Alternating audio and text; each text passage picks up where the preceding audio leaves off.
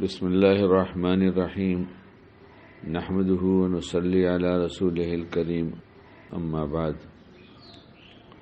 اللہ تعالیٰ نے ہمیں بہت پیاری شریعت دیا، اس پر عمل کر کے نفع ہی نفع ہے، کہیں نقصان نہیں ہے۔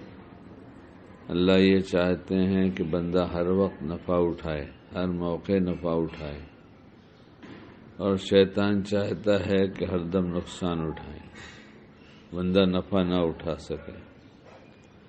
اس لیے ہر بھلے کام کے موقع پر وہ کہتا ہے بعد میں کرنا، کبھی یہ نہیں کہتا کہ یہ مت کرنا۔ ہمیشہ جب اس کو کسی کام سے روکنا ہوگا تو یہی کہے گا اسے بعد میں کر لینا، اور جہاں برائی کا موقع آئے گا وہاں جذبات بنائے گا کہ فوراً کر لو، ذرا بھی سوچنے کا موقع نہ ہو، جلدی سے کر لو۔ اور یہ سب کے ساتھ لگا ہوا ہے، سب کے ساتھ۔ مجھے اس پر تو تعجب ہوا پہلے کہ اتنے بڑے آدمی ہیں اور اتنے چھوٹے بن کر سوال کر رہے ہیں، تو تعجب ہوا کہ یہ کہاں اور میں کہاں۔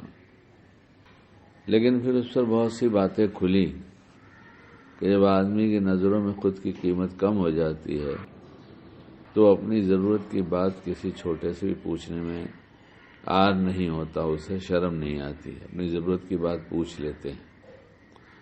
اور ہم لوگوں کے اندر ہماری اتنی قیمت ہے کہ ہم اپنی باتیں جلدی پوچھتے نہیں، اور وہ بھی ایسی باتیں جس میں ہماری کمی ہو وہ کیسے پوچھیں گے؟ ہم تو مشہور ہی ہو گئے کہ ہم اتنے بڑے ہیں، تو ہم کیسے پوچھیں گے؟ ہم نہیں پوچھ سکتے۔ تو اس پر بڑا تعجب ہوا، ان کی بڑی قدر و قیمت ہوئی کہ اتنے بڑے آدمی ہیں اور مجھ سے پوچھ رہے ہیں، اور یہ بہت سیدھی سادی بات ہے۔ اور کہنے لگے کہ وہ تہجد میں نیند کھلتی ہے تو بہت کسل ہوتا ہے، اٹھنے کا جی نہیں چاہتا۔ اب یو پی کی ٹھنڈک ہو تو وہاں تو اور زیادہ اثر ہوتا ہے کہ کہاں اٹھیں گے، آج جانے تو واجب فرض تو ہے نہیں، تو بہت سستی ہوتی ہے۔ اس لیے سمجھ میں نہیں آتا کیا کروں، حالانکہ اللہ پاک اٹھا دیتے ہیں، پڑھ لیتا ہوں، مگر سستی تو بہت رہتی ہے۔ اب کیا جواب دیتا؟ بہرحال جو باتیں کہا صحیح ہو تو اللہ تعالیٰ قبول کرے، ہمیں بھی عمل کی توفیق دے، غلط ہو تو مجھے معاف کرے۔ میں نے کہا تب تو دوہرا فائدہ ہے، بہت فائدہ ہے ایسی حال میں۔ تو میں نے پوچھا اس میں دوہرا فائدہ کیا ہے ایسے حال میں؟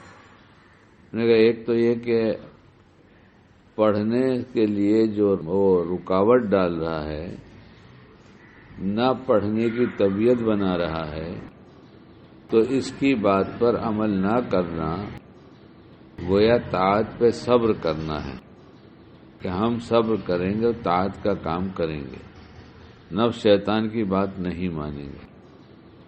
تو اس کا ایک فائدہ ہے کہ یہ مجاہدہ ہوتا ہے، اور مجاہدے سے ہدایت کی سطح بلند ہوتی ہے۔ اور اگر طبیعت چاہتی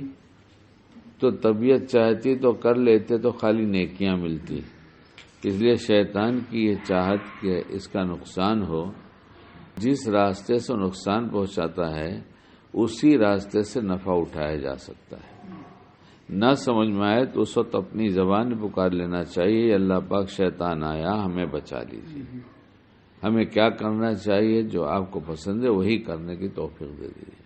انشاءاللہ خود ہی محسوس کریں گے کہ اس سے کتنا فائدہ ہوتا ہے، موقع کا عمل ہونے لگے گا اور موقع کے گناہوں سے بچنے لگیں گے۔ اللہ عمل کی توفیق عطا فرمائے۔